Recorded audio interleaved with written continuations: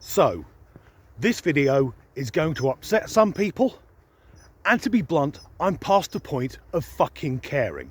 You made the decision to watch this, you can just as easily make me go away. So there's a story in the news about a carer called Louise Akester, I think it's pronounced, this silly mare. And she's now losing her job because despite being a frontline care worker, she's refusing to be vaccinated. Louise, I have 5 words for you. Fuck you, you stupid bitch. Of course, most care homes are private businesses. They can demand anything they like from their employees within reason. And it's also been announced that as of next spring, all frontline NHS workers, aside from those who have medical exemption, will also need to be double jabbed. So I'm 100% behind that. Apart from people who can't have the vaccination for medical reasons. Anyone who wants to work for the NHS or in a care home but refuses to be vaccinated, well, they're a selfish piece of shit, and if that's you and fuck the horse you rode in on. Supporters of Louise, who describes herself as an anti-vaxxer, or retard as I believe the term also applies, are arguing what happened to my body, my choice. Well, that's all well and good, but choices have fucking consequences. If on Friday night I decide to throw a bottle of whiskey down my neck, that's not affecting anyone other than me. But if I then get in my car, I'm endangering everyone around me. And that's no different to someone refusing to be vaccinated and then wanting to work with people with compromised immune systems. And just to preempt any fucker who's thinking of writing in the comments that being vaccinated doesn't stop you catching or passing on C19, we know it's about stacking the odds in your favour. I go by the name Disgruntled Danny, and today I am genuinely disgruntled. In fact, no, fuck it, I'm angry. I'm angry that there are people who'll support this stupid cow. She's an anti-vaxxer, which means she's a conspiracy theorist, and you will never meet an intelligent conspiracy theorist, because to a man, woman, or they, them, they are all thick as shit. For the last 20 months in the Western world, we've been living in a collective hell.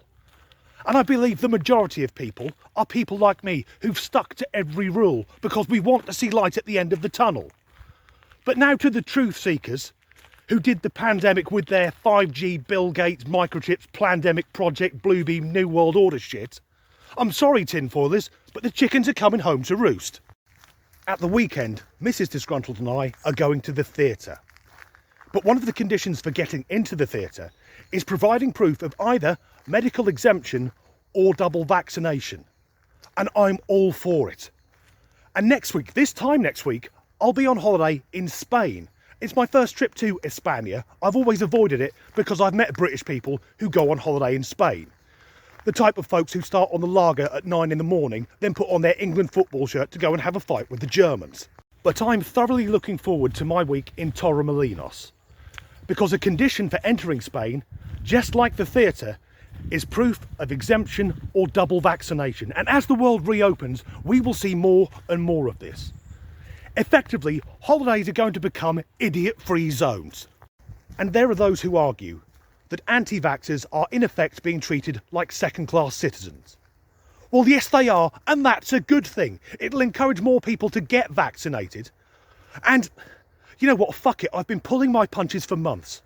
Anyone watching this who does their own research right here on YouTube at 3 o'clock in the morning whilst they're high as a fucking kite, grow up, you utter scum. And for any Facebook doctors watching who'll be keen to point out that Louise and her compadres, around 15% of the care sector who refuse to be vaccinated, that they're going to lose their jobs and their houses, etc. We're watching natural selection happen in real fucking time. Some people are saying that enforced vaccinations will lead to changes in the care sector. And I think it will.